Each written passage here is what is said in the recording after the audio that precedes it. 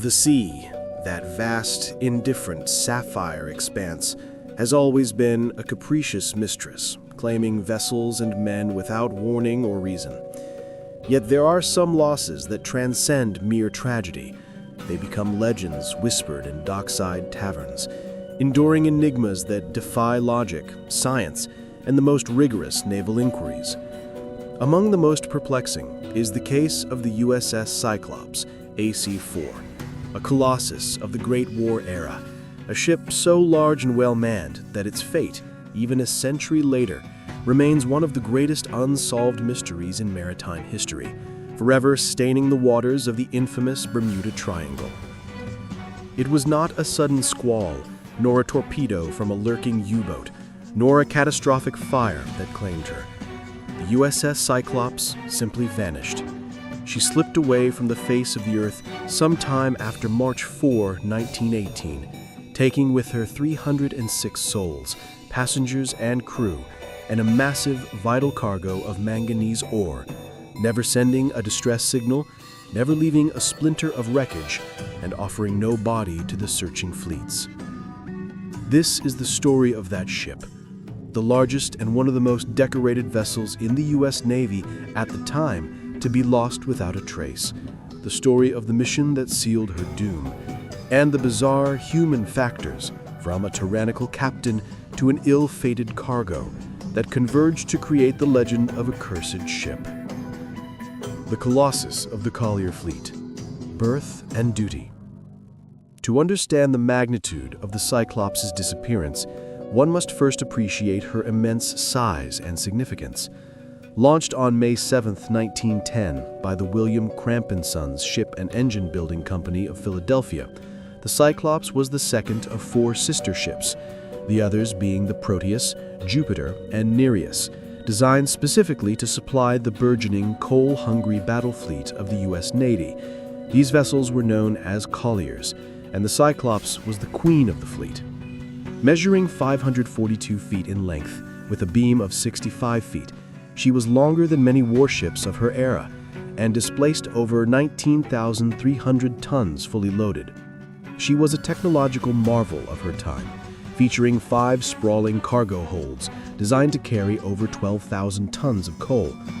Her most distinguishing feature was a row of massive, fixed cranes and derricks running down the length of her deck, designed for rapid loading and unloading, giving her a distinctive, almost skeletal profile.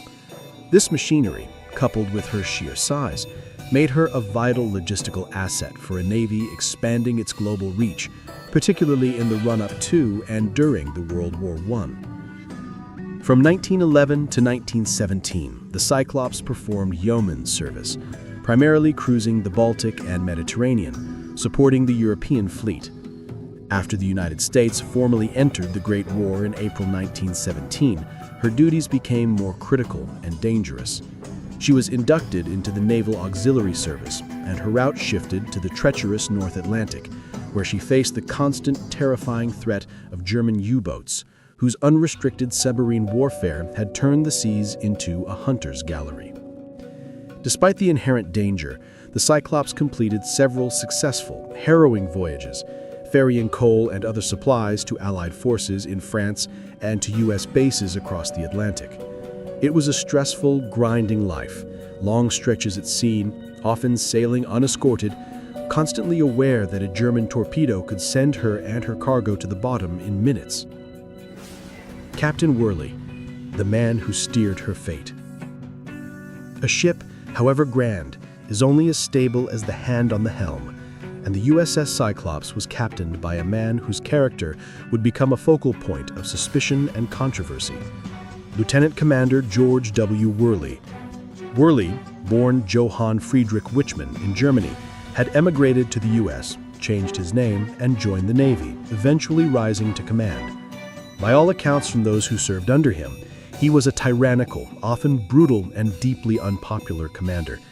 His treatment of his crew bordered on the sadistic. Sailors reported being arbitrarily punished, given grueling, unnecessary duty, and subjected to public humiliation. His reputation was so poor that several officers, including Chief Engineer Lieutenant F.H. Crosby, repeatedly petitioned the Navy Department for a transfer, detailing Worley's erratic behavior and harshness. One notorious incident involved Worley locking a subordinate officer in the brig for a prolonged period on spurious charges, leading to official complaints that were pending review at the time of the Cyclops' fatal voyage. He was accused of favoring his German-born subordinates, of drinking heavily, and of exhibiting a palpable lack of loyalty to the American cause, despite his position. His patriotism was questioned by his own officers, a profound and dangerous accusation during wartime. The significance of Captain Worley cannot be overstated. His strained, hostile relationship with his American officers led to a highly dysfunctional command structure, which many later speculated could have played a crucial role in preventing effective communication, damage control, or the sending of a timely distress signal should a crisis have arisen. The combination of an enormous ship, a volatile wartime mission, and a pathologically unstable captain created a volatile cocktail destined for disaster. The final mission, the Brazilian cargo.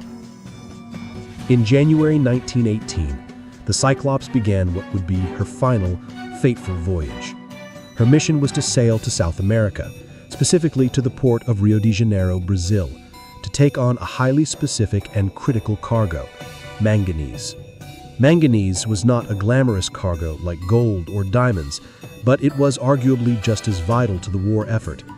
It is an essential component in the manufacture of steel, specifically high-grade steel, necessary for producing artillery shells, armor plating, and other military equipment.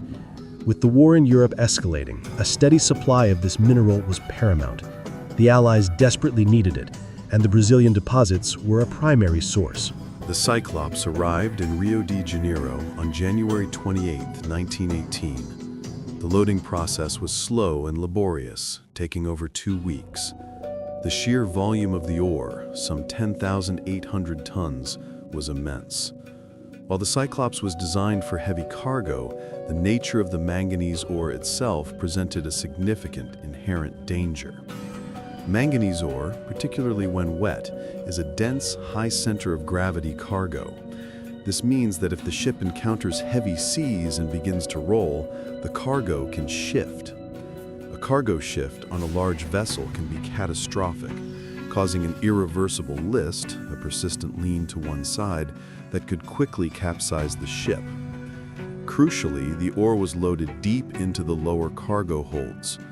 Due to the loading difficulties, some reports suggest that the ore was not properly stowed or trimmed, meaning the risk of a dangerous shift was increased. On February 16, 1918, the Cyclops finally departed Rio, severely strained under the weight of her dense cargo. She was now a lumbering giant, less agile than ever and riding low in the water. She was sailing home to the United States via a planned stop in Barbados. The stop in Barbados, a portent of trouble. The one and only confirmed stop after leaving Brazil was in the bustling British colony of Barbados on March 3, 1918. This unplanned port of call and the events that transpired there added another layer of intrigue and concern to the vessel's final days. Captain Worley reported that the ship needed to take on additional coal and water for the remaining leg of the journey, a relatively standard procedure. However, a less standard and far more telling event occurred. Worley allegedly contacted the American consul in Barbados, ordering a meeting and raising a series of complaints.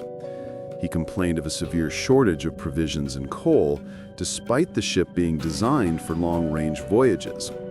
More alarmingly, he complained of damage to the ship's starboard engine. This last point is critical. An engine problem on a fully loaded vessel is not a minor inconvenience. It significantly compromises maneuverability and safety, especially in rough weather.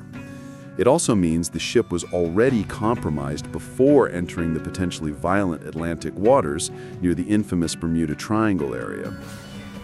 Adding to the strangeness, Worley allowed shore leave for a significant portion of his crew, an unusual permission given the ship's mechanical troubles and the wartime environment. Some accounts even suggest that several crewmen, citing Worley's tyranny and the ship's poor condition, refused to reboard or even deserted, preferring the risk of wartime AWOL charges to another voyage under Worley. Though unconfirmed, the reports highlight the crew's desperation and the low morale aboard the vessel. On March 4, 1918, with the coal bunkers refilled, the water tanks topped, and the engines ostensibly repaired, the USS Cyclops sailed out of the harbor at Barbados, bound for Baltimore, Maryland. She carried 306 people, including the crew and a contingent of passengers, among them the American Consul General to Rio de Janeiro, John L. Harmon. This departure would be the last confirmed sighting of the massive collier. The Void, the Vanishing Act. The voyage from Barbados to Baltimore was expected to take approximately 10 days, placing the Cyclops' scheduled arrival around March 13th, 15th, 1918. She never arrived. Days turned into a week, and then 2. Initially, the Naval Department assumed a wartime delay. Perhaps Worley had taken a longer, more circuitous route to evade German U-boats, or the engine trouble had returned, forcing him to reduce speed. The wireless communications silence, however, was troubling. The Cyclops was equipped with a state-of-the-art radio system, and while wartime protocol sometimes mandated radio silence to avoid detection, a complete cessation of communication over such a long period was highly irregular. By the end of March 1918, the concern in Washington turned to alarm. Naval operations centers began sending urgent queries to all known Allied ports of call along the eastern seaboard, the Caribbean, and even back to South America. Had anyone seen the Cyclops? The answer, uniformly, was no. The Navy ordered an extensive search operation. Patrol vessels, scout cruisers, and every available ship were diverted to scour the presumed route of the Cyclops, a vast area of the Atlantic stretching from Barbados north to the Chesapeake Bay. They searched for lifeboats, wreckage, oil slicks, or any debris that could point to the ship's fate. They found nothing. No life vests, no flotsam, no bodies. The 542-foot steel giant, along with 306 human beings, had seemingly been swallowed whole by the ocean. Assistant Secretary of the Navy Franklin Delano Roosevelt, who would later become the 32nd President of the United States, was personally involved in the investigation and was utterly baffled, famously stating, "She has simply vanished. The whole affair is the most amazing mystery in the annals of the Navy." In June 1918, after months of fruitless searching, the USS Cyclops was reluctantly declared lost, the single largest non-combat loss of life and vessel in U.S. Navy history up to that point. The theories of loss, the inquiries, and the speculation. The absence of any evidence, no distress call, no wreckage, immediately fueled a torrent of official inquiries and outlandish speculation. The Navy formally investigated every plausible scenario. These theories generally fall into 3 categories: structural and environmental failure, enemy action, and mutiny or treachery. Structural and environmental failure.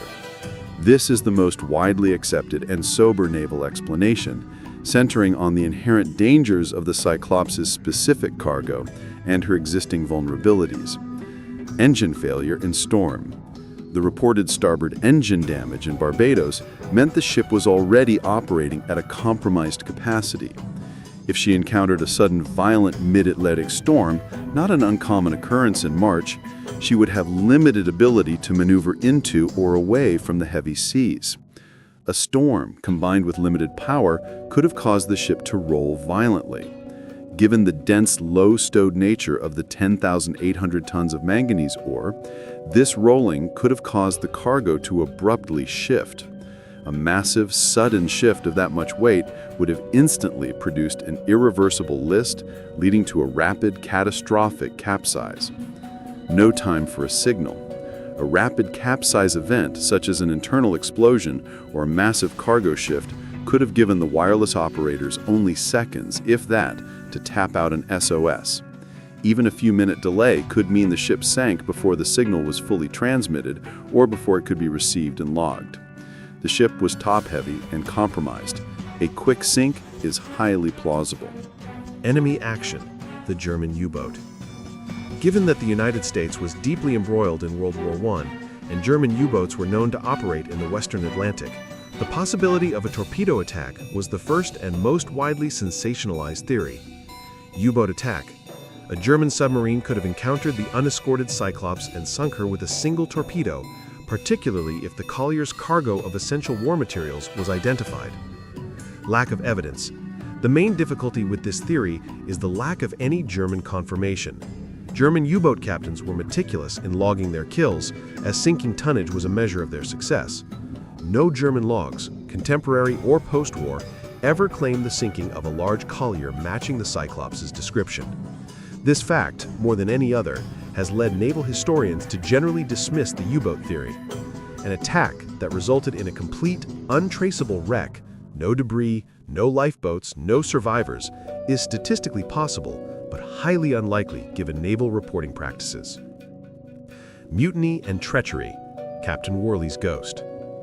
This is the most conspiratorial and controversial theory tied directly to the suspicious background of Captain Worley and the war raging in Europe. Worley's defection. Given his German heritage, his alleged pro-German sympathies, his mistreatment of American officers, and the accusations of disloyalty, one theory posited that Captain Worley was a German agent. In this scenario, he could have deliberately steered the Cyclops, with its invaluable cargo of manganese, off course to a secret, remote rendezvous point in the mid-Atlantic. There he could have transferred the cargo and the vessel to a waiting German raider or U-boat supply ship. The American crew would then have been taken prisoner, scuttled along with the ship, or simply killed. Mutiny. An alternative scenario suggests that the American officers, fed up with Worley's abuse and genuinely fearing his disloyalty, mutinied to take control of the ship. A struggle for control could have led to a catastrophic accident, such as damage to the engine or rudder, resulting in the ship being overwhelmed by a storm or sea conditions, essentially sinking itself in the chaos. While compelling and highly dramatic, the treachery and mutiny theories lack any concrete proof. Worley's background remains suspicious, but there's no documentation linking him to German naval intelligence or a defection plan. Furthermore, a successful defection of a ship that large, without a single member of a 306-person complement ever surfacing or escaping, would represent a spy operation of nearly unbelievable sophistication. The Bermuda Triangle's darkest shadow. Over the decades, as similar smaller incidents of inexplicable losses of ships and planes continued in the geographic area loosely defined by Bermuda, Puerto Rico, and Florida, the fate of the USS Cyclops was inevitably co-opted into the emerging mythology of the Bermuda Triangle. In the popular imagination, the Cyclops became the area's original and most dramatic victim, the quintessential ghost ship that was snatched by unseen, perhaps paranormal forces.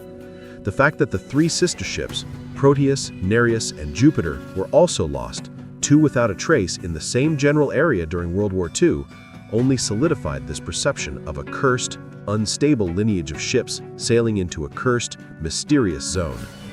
While sensational, the Bermuda Triangle theory adds little to the historical or scientific understanding of the loss.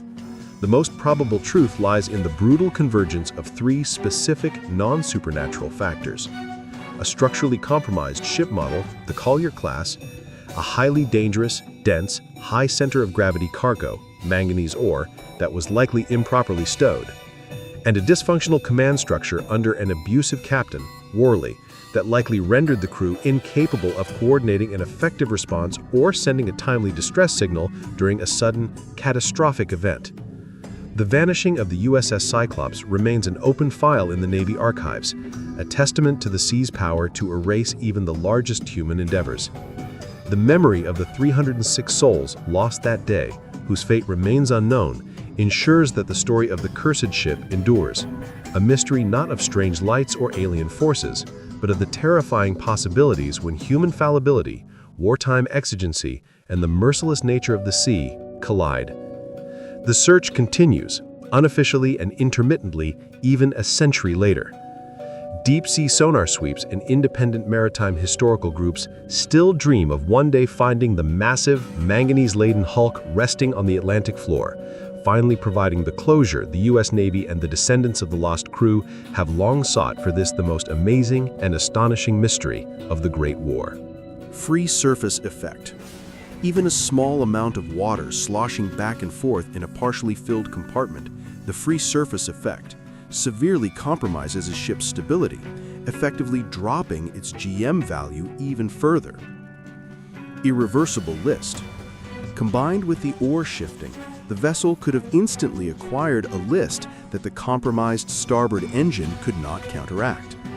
The speed of the capsize under these conditions would have been so rapid, perhaps minutes, that there would be no time for the crew, already operating under the strained leadership of Worley, to launch lifeboats or transmit a full distress signal. The Navy's internal reviews, kept classified for decades, heavily focused on this inherent instability. The verdict was a silent acknowledgement. The ship, weighed down by a problematic cargo, was structurally compromised and vulnerable to the very waves it was built to sail through. The Unlucky Sisters, a pattern of doom. The most chilling confirmation of the design's inherent flaws came decades later, solidifying the idea that the Cyclops' disappearance was not a fluke, but a premonition. During the height of World War II, two of the Cyclops' sister ships, the Proteus and the Nereus, were also lost in the same general corridor of the Atlantic, also carrying heavy loads of bauxite and manganese ore. Both vanished, just like the Cyclops, with no distress signal, no wreckage, and no evidence of enemy attack.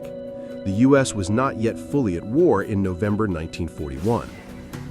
The astonishing mirrored fate of these three large purpose-built colliers, all lost with heavy, dense cargo in the same notorious area, moved the Navy to classify the fourth sister, the USS Jupiter, which had been converted into the world's first aircraft carrier, the USS Langley, as having a fundamentally flawed design, particularly when under significant stress. The Triple Vanishing Act, Cyclops, Proteus, Nereus, all carrying dense ore, suggests not a paranormal phenomenon, but a devastatingly clear-cut case of repeated, predictable structural failure, exacerbated by the unforgiving nature of the Atlantic's winter seas. The ghosts of 306, the crew and the passengers. Behind the numbers and the naval engineering lay the human tragedy of the 306 individuals swallowed by the void. The inquiry turned next to the manifest, painstakingly tracing the lives of the passengers and crew, hoping to find a clue among the human element. The crew was a microcosm of America at war, a mix of seasoned veterans, young conscripts, and a scattering of foreign-born laborers. Their general morale, according to surviving accounts from those who successfully transferred off the ship, was dangerously low, almost entirely due to the actions of Captain Worley. The burden of command, Worley's reign of terror. Worley's behavior was more than mere ill temper. It was a factor of operational risk. Several of the American officers on board, including Chief Engineer Lieutenant F.H. Crosby, were actively trying to get off the ship due to their distrust of the captain. The pending charges against Worley in Washington, allegations of tyranny and un-American behavior, meant the man was sailing under a cloud of personal crisis. It is highly possible that this psychological pressure further destabilized the command structure on the final voyage. Communication breakdown. In a crisis, the key to survival is rapid, clear, and disciplined communication between the bridge, the engine room, and the wireless office. Under Worley, officers and men were terrified of reporting problems or questioning orders, which could have led to critical delays in identifying and counteracting an emergency. Sabotage or overreaction. The intense mutual distrust could have led to accidental or intentional actions that hastened the ship's doom. If a critical structural problem arose, would the officers in the engine room trust Worley's assessment and orders? Conversely, would Worley listen to the urgent advice of his chief engineer? The passenger, John L. Harmon. One of the most notable passengers aboard was John L. Harmon, the American Consul General to Rio de Janeiro. Harmon was an important diplomatic figure, and his presence added significant diplomatic pressure to the ship's timely return. His disappearance sparked an intense international search, far exceeding a routine missing vessel case. Harmon was also traveling with sensitive diplomatic papers and potentially important intelligence related to the war effort in South America, making the ship's loss a matter of high national security interest. The possibility that the ship was targeted specifically for its diplomatic cargo was investigated, but ultimately ruled out due to the lack of evidence of capture or German logs claiming the interception of a diplomatic agent. The investigation concluded that the human element was one of profound stress and low morale, a dangerous ingredient to mix with a volatile cargo and a structurally weak ship. If the ship began to sink, the lack of unified command likely ensured that the chaos below deck was even more severe than that on the waves, guaranteeing the failure of any organized effort to survive. The political aftermath and the FDR scrutiny. The loss of the Cyclops was a severe blow to the American public's morale and confidence in a fragile period of the war. It was the largest single naval loss of life and property up to that point, and the complete lack of explanation led to public outrage and intense congressional scrutiny. Roosevelt's frustration. Assistant Secretary of the Navy Franklin Delano Roosevelt took the disappearance personally. His quote, "The whole affair is the most amazing mystery," underscored the Navy's profound frustration. He personally oversaw a vast intelligence review, authorizing the expenditure of enormous resources for the search. He understood that silence breeds fear. The lack of a clear enemy, a U-boat, or a clear event, a collision or fire, opened the door to wild speculation and fear that the Germans possessed some unknown superior weapon or intelligence network. He pushed for any credible explanation, even revisiting the Worley defection theory, which the Navy had initially dismissed. Congressional hearings and the covert inquiry. In the halls of Congress, the loss of the Cyclops led to calls for greater transparency and accountability.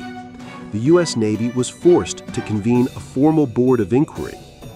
The official findings, while publicly vague, privately pointed toward the likelihood of a catastrophic structural failure hastened by the nature of the cargo. However, the specific focus on Worley's background was handled with extreme sensitivity.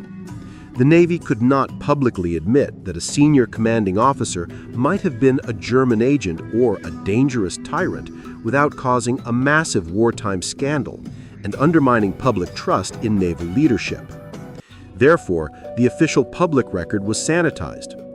All reasonable efforts have been made to determine the fate of the USS Cyclops. The available evidence, or lack thereof, suggests the ship was likely lost suddenly and completely, likely due to a sudden shift of her extremely dense cargo, possibly combined with weather conditions. No evidence of enemy action or foul play has been substantiated.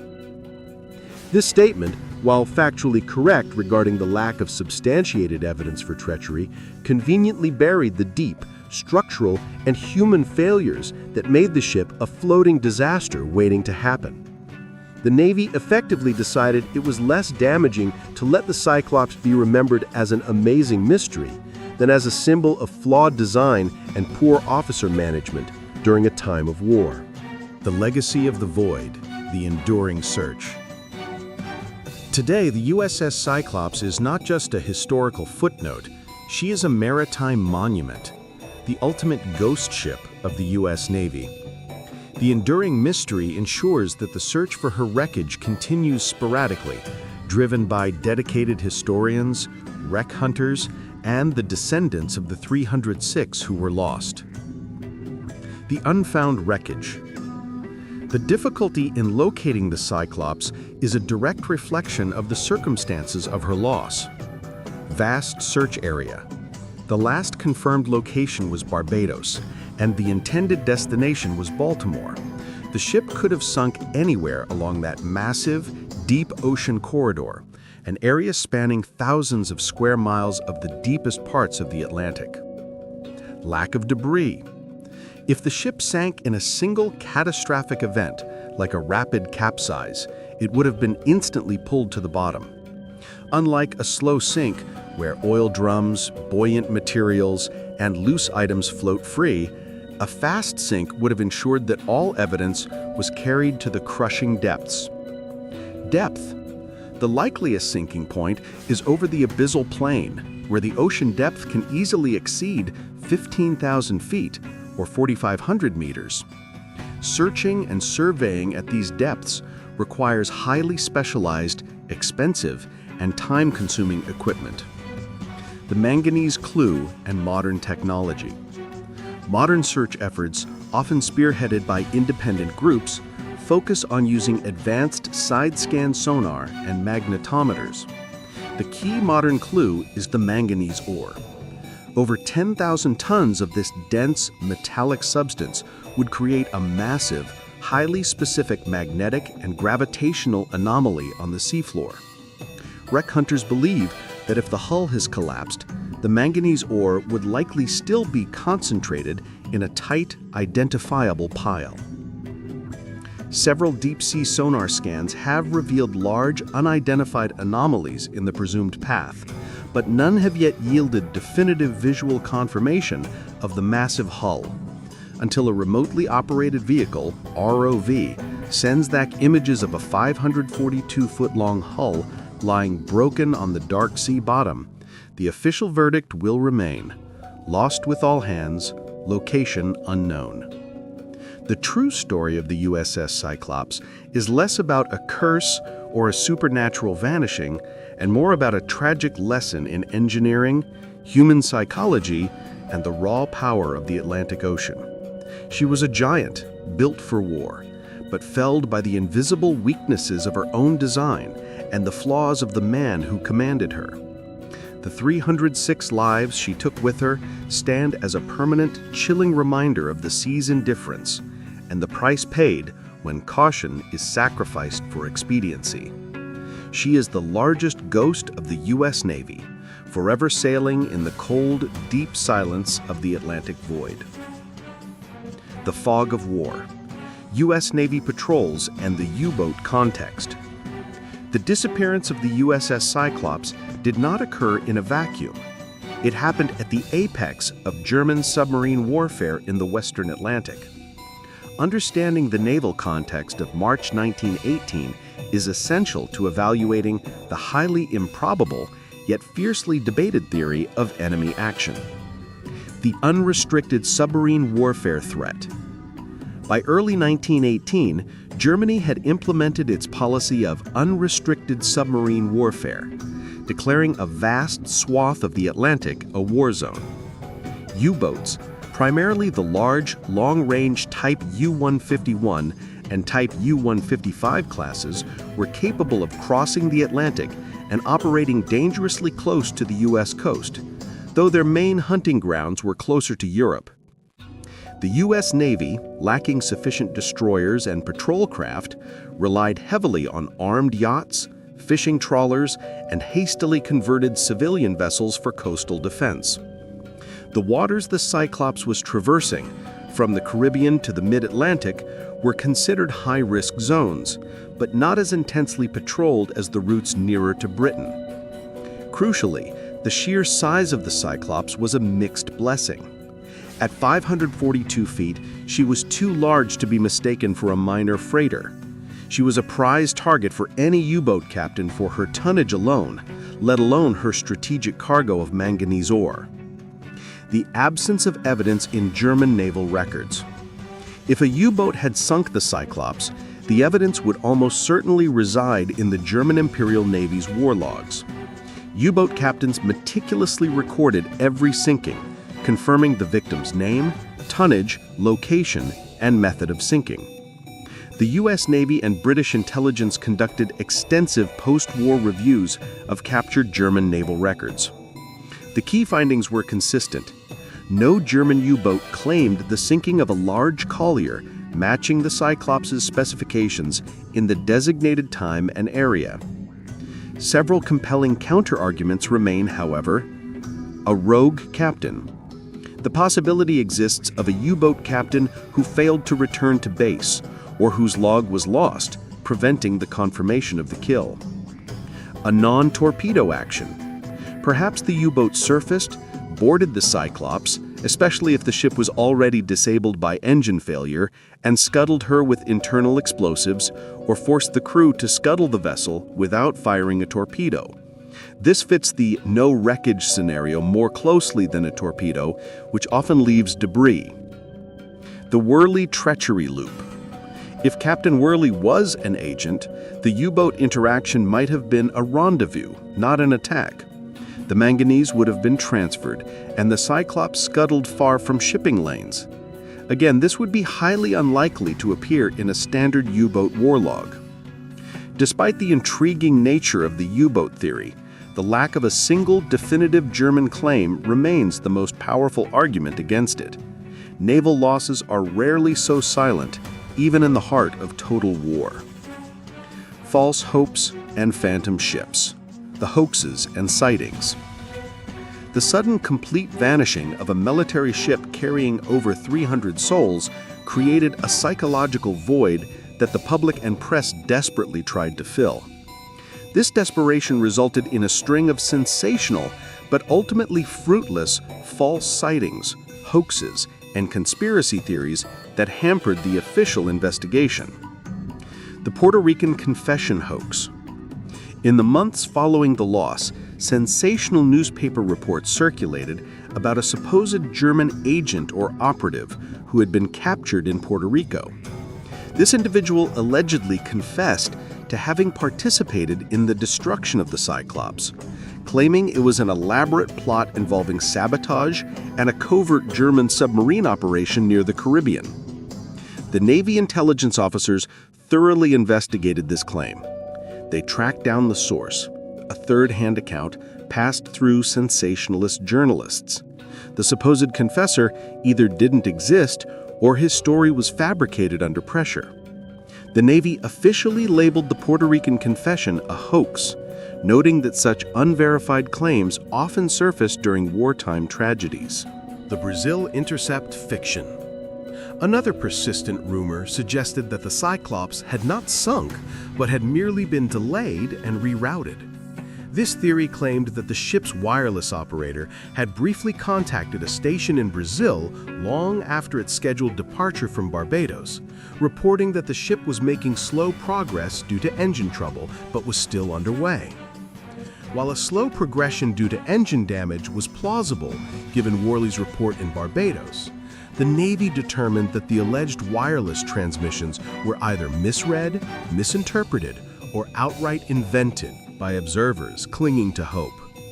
The ship's powerful radio system was designed to reach hundreds of miles. If the signal had been sent, it should have been picked up and verified by multiple Allied receivers. The psychological toll on the investigation. These false leads and hoaxes did more than just distract the public. They consumed precious investigative resources. Naval intelligence officers spent weeks chasing down every rumor, drawing attention and personnel away from the scientifically sound leads, the structural weaknesses, the cargo density, and the instability of Captain Worley. The sensationalism surrounding the mystery meant the truth, a likely sudden capsize due to a combination of heavy cargo and design flaw, was too mundane for public consumption. The legend of the cursed ship, snatched by spies or strange forces, was easier to accept than the terrifying reality of a preventable engineering failure. The search for closure, the descendants and the deep sea. The loss of the USS Cyclops is unique in that no other single U.S. Navy vessel loss claimed so many lives with absolutely no physical evidence left behind. This lack of closure has profoundly affected the families of the 306 men and women aboard. The unending grief. For decades, the Navy could only issue a standardized, unsatisfying notice of death. Lost with all hands, fate unknown. Without a wreck, there was no gravesite, no confirmed location, and no final peace for the relatives. This ambiguity has fueled generational efforts by descendants to push for renewed investigation and searching. The families of the crew, many of whom were marginalized or lower-ranked sailors treated poorly by Worley, often felt that the Navy's secrecy intended to manage the wartime crisis denied them the full truth about the potential negligence and poor command that may have contributed to the disaster. Their push for declassification and transparency continues to this day, a quiet, persistent battle against the institutional silence of the Navy archives. Mapping the probable grave. Modern maritime historical groups, often funded privately, have attempted to use sophisticated mathematical models to narrow the search area.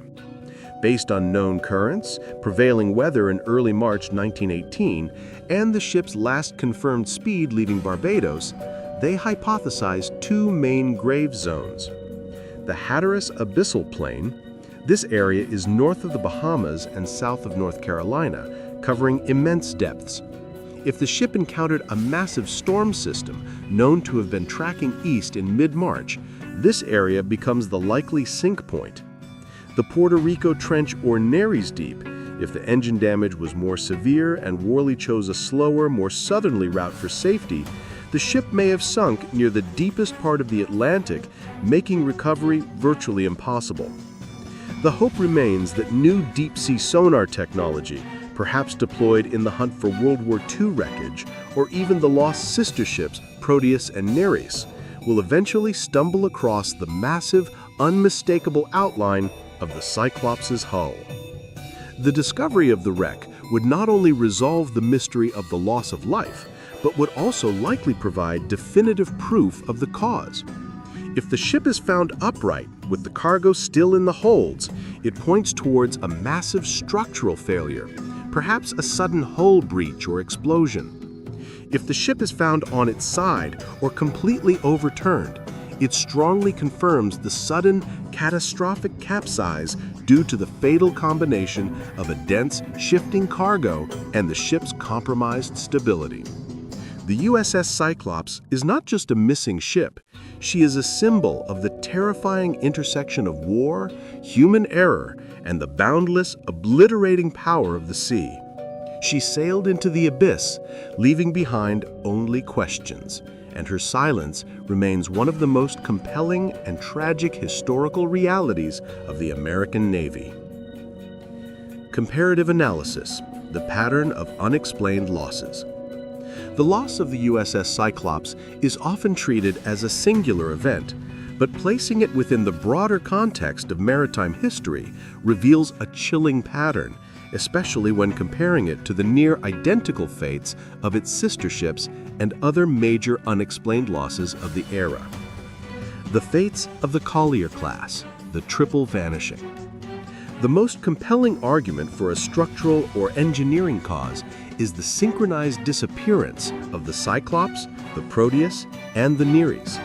The key similarity among the three lost colliers is the heavy, dense, low center of gravity ore cargo, manganese and bauxite, and the location, the mid-Atlantic Caribbean route. The Jupiter, having been converted into a much lighter, less stressed aircraft carrier, Langley, survived that route but was eventually sunk by Japanese bombers in the Pacific, a confirmed combat loss. This comparison allows historians to transition from the mystery narrative to the engineering tragedy narrative. The vessels were fundamentally top-heavy and unstable when carrying certain materials, and they were in essence floating coffins waiting for the right combination of weather and wave action to trigger a rapid, irreversible capsize. The fact that the Proteus and the Nereus were lost in 1941, nearly 25 years after the Cyclops, and still without a trace, only underscores the fatal design flaw of the entire class. The lessons of the SS Edmund Fitzgerald. In analyzing the Cyclops' fate, modern naval architects often draw parallels to the 1975 loss of the SS Edmund Fitzgerald on Lake Superior. The Fitzgerald was an enormous iron ore carrier that also sank without sending an adequate distress signal and was lost with all 29 hands. The Fitzgerald was also riding low, carrying a massive load of ore, taconite pellets, and was navigating through a severe storm. While the ultimate cause is debated, likely a combination of rogue waves, structural failure, or hull damage, the key similarity is the rapid, catastrophic sinking of a massive vessel carrying dense ore that prevented any effective crew response. This similarity highlights that such sudden, untraceable sinkings are not exclusive to the Bermuda Triangle, but are an inherent risk when ships carrying heavy, bulk cargo encounter extreme environmental forces. The Cyclops was simply a victim of physics and naval architecture 57 years before the Fitzgerald. Worley's Shadow, the investigation into German espionage. Despite the strong evidence pointing towards structural failure, the clouded suspicion surrounding Captain Worley was never fully dispelled. His case became a significant, classified counterintelligence effort during the final years of World War I. The Worley Profile and Identity. Lieutenant Commander George W. Worley was an assumed identity. His birth name, Johann Friedrich Wichmann, tied him directly to Germany. He had served in the U.S. Navy for years, rising through the ranks. However, his rise was often accompanied by rumors of undue favoritism toward German-born crewmen and disdain for American personnel, a dangerous cocktail of behaviors during wartime. Naval intelligence, under pressure from FDR and Congress, continued to explore the possibility that Worley was a sleeper agent, activated specifically to deny the U.S. this critical wartime cargo. The scenario was meticulously crafted. Feigned engine trouble. Worley uses the reported engine trouble in Barbados as an excuse to deviate from the established route, moving the ship toward an unpatrolled rendezvous zone. Rendezvous with a raider. He meets a disguised German surface raider or U-boat tender. Transfer and scuttling. The manganese ore is quickly transferred to the German vessel, perhaps using the Cyclops' own massive cranes, and the Cyclops is scuttled via internal explosives, killing the American crew and leaving no external sign of a torpedo hit. The German raider hypothesis. This espionage theory received a boost years later when the German auxiliary cruiser SMS Wolf and the submarine U-151 were known to have operated in the Atlantic and Caribbean regions in 1918. However, the major intelligence obstacle remained. How could 306 people be silenced? If a large crew was taken prisoner, they would have been used as bargaining chips or would have eventually been accounted for in German records after the war's conclusion. The lack of any testimony, documentation, or captured crew list related to the Cyclops ultimately forced the intelligence review to abandon the spy theory as highly implausible, even if Worley's personal behavior was damning. Worley's shadow, though intriguing, ultimately points to a more subtle, yet equally destructive conclusion. His toxic leadership created a command environment so dysfunctional that regardless of the cause of the disaster, the crew had zero chance of surviving it. The lessons learned, an invisible hand in modern naval design. The enduring mystery of the Cyclops had a profound, albeit often unacknowledged, impact on naval architecture and cargo handling procedures in the decades that followed. The shift in cargo handling protocol. The catastrophic loss led the U.S. Navy to fundamentally reevaluate the safe loading and trimming of heavy, dense bulk cargoes, especially ore. New protocols were implemented focusing on metacentric height, GM calculations for every voyage, ensuring that the ship's stability remained within a safe margin, regardless of the cargo's density. Trimming requirements. Stricter rules mandated that dense cargo must be properly trimmed, leveled, and secured across the width of the ship's holds to prevent any sudden, potentially disastrous shift during heavy seas.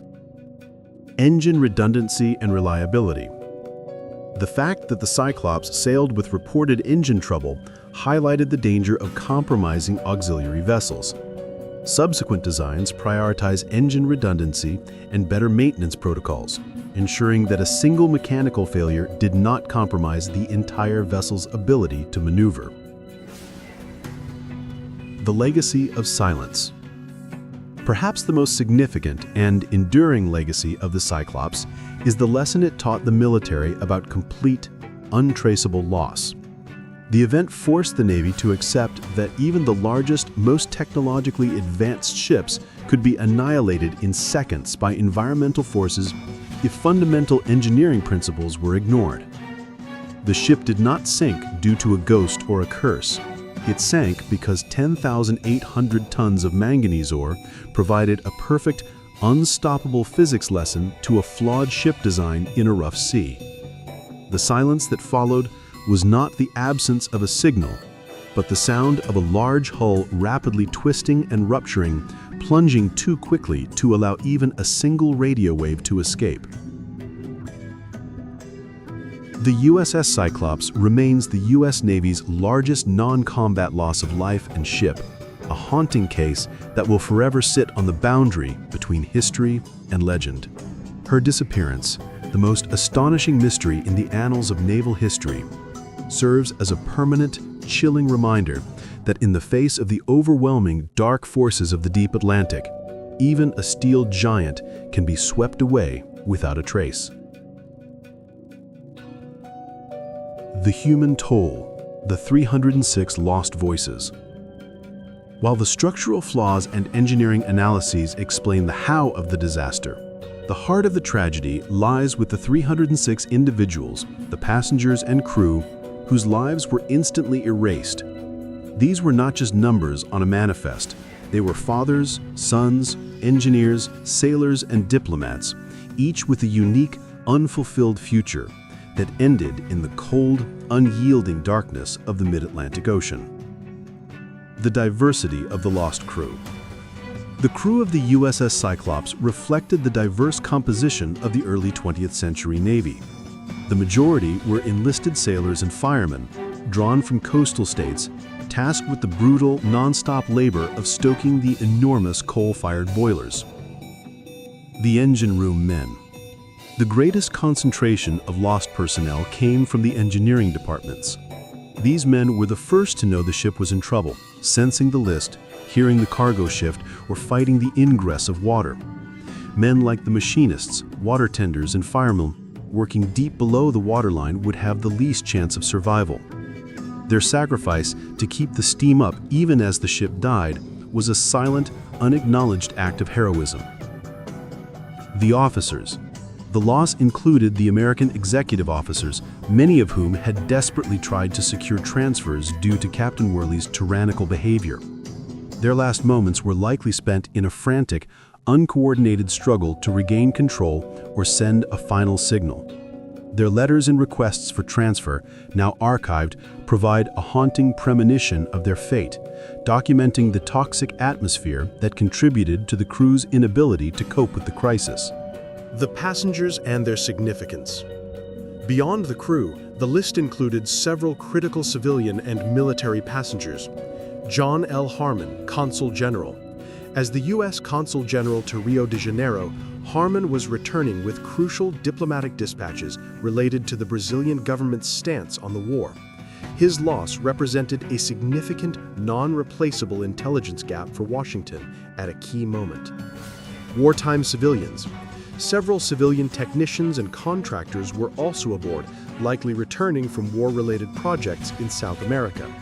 These individuals were privy to industrial and logistical details vital to the Allied war effort, further fueling the wartime paranoia that the ship may have been targeted for its human cargo rather than just the manganese ore. For the families left behind in cities like Baltimore, Philadelphia, and ports across the nation, the lack of wreckage meant an agonizing limbo. There was no funeral, no body, and no closure. The Navy, in its official dealings, recognized these families not just as victims of a naval accident, but as casualties of the war, a small measure of honor for a fate that remained utterly dishonorable in its obscurity. The post-war legends, seeking Worley in absentia. Following the armistice in 1918, and with the German records offering no proof of a U-boat attack, the spotlight of suspicion fell intensely back onto Captain George W. Worley. Despite the official loss declaration, the Navy pursued the case against him with the dedication usually reserved for a runaway deserter or traitor. The court-martial in absentia. Naval authorities, recognizing the overwhelming evidence of Worley's professional misconduct and the serious allegations of disloyalty, took the extraordinary step of seeking to court-martial Worley in absentia. The charges included cruelty and maltreatment based on the sworn testimony of officers who had previously served with him and those who had managed to transfer off the Cyclops. Disloyalty and un-American conduct stemming from his reported anti-American statements and preferential treatment of German-born crewmen during a declared war. Negligence and endangering a naval vessel related to his decision to sail with reported engine damage and the possible improper loading of the critical manganese cargo. The purpose of the in absentia proceeding was twofold. First, to officially clear the names of the American officers who had served under him, confirming their complaints were legitimate, and second, to send a message that if Worley had defected, he was considered a traitor, not a missing hero. However, the Navy faced a dilemma. How could they prosecute a man who was almost certainly dead? The proceedings were eventually shelved. The Navy determined that even a posthumous conviction for treason or tyranny would do little to solve the mystery and might only amplify the wartime scandal they were trying to contain. Worley was therefore officially listed among the 306 missing, but unofficially marked in the Navy's intelligence file as a likely turncoat, a chilling epitaph for the man who steered the Cyclops' fate. The search for German prisoners. After the war, the U.S. War Department painstakingly reviewed the records of all Allied POW camps and German prison facilities. Every effort was made to find any American sailor who could have been taken from the Cyclops during a capture or defection scenario. This effort also yielded nothing. The lack of any prisoner exchange records, internment lists, or survivor testimonies served as the final absolute proof that the ship had not been captured, but had been destroyed with all hands in a sudden and violent manner. The final abyss, bathymetry, and the search grid. To conclude the historical account of the Cyclops, one must return to the geography of the loss. The probable grave of the ship is located in an area of the ocean floor that is both immense and profoundly deep, complicating any search effort exponentially. The geography of the corridor. The Cyclops' last known position was Barbados. Its destination was Baltimore. The 2,000-mile track runs across several distinct zones of bathymetry, underwater topography. The continental shelf, near the U.S. coast, Baltimore. The shelf is shallow, but the ship sank far from here. The abyssal plains. The vast majority of the path is over the Nares Abyssal Plain and the Hatteras Abyssal Plain. Here, the ocean floor flattens out, but at immense depths, typically ranging from 14,000 to 18,000 feet, or 4,200 to 5,500 meters. The Puerto Rico Trench, running south and east of the general area. This trench contains the deepest point in the entire Atlantic Ocean, the Brownson Deep. If the ship drifted south due to the engine failure and sank, the pressure and depth would make the wreck impossible to reach with most current non-specialized salvage equipment. The wreckage in the deep. At depths exceeding 15,000 feet, the hydrostatic pressure is crushing thousands of pounds per square inch. Implosion. If the Cyclops sank quickly, the hull would have imploded violently as it passed critical depth thresholds. The superstructure, the masts, the crew compartments, and the hull plating would have been ripped apart, separating from the dense cargo. The manganese pile. The heavy, dense manganese ore would have fallen straight down, creating a concentrated, highly dense pile, perhaps buried in several feet of soft sediment on the abyssal plain. Decomposition. Steel, while slow to rust in the cold, oxygen-poor deep ocean, would still break down over a century. However, the sheer size of the hull, 542 feet long, should still be discernible as a massive, elongated shadow on the sea floor, marked by the powerful magnetic anomaly of the manganese. The lack of debris, the vastness of the search area, and the crushing depths all converge to explain why the Cyclops remains missing. It is a mystery where the scientific variables, structural flaw, heavy cargo, compromised command, provide a definitive answer to the cause, but the physical variable, the unfathomable size and depth of the Atlantic, prevent a resolution. The USS Cyclops did not sail into a dimension of ghosts and curses. She sailed into a perfect storm of engineering deficiency and wartime desperation. Her final destiny was the silent, deep-sea burial afforded to all those swallowed by the ocean, a massive monument to the power of the sea and the limitations of man. The story of her vanishing remains the largest, most spectacular, and most enduring maritime mystery of the United States Navy, a legacy etched not in stone, but in the cold, dark void of the Atlantic seabed.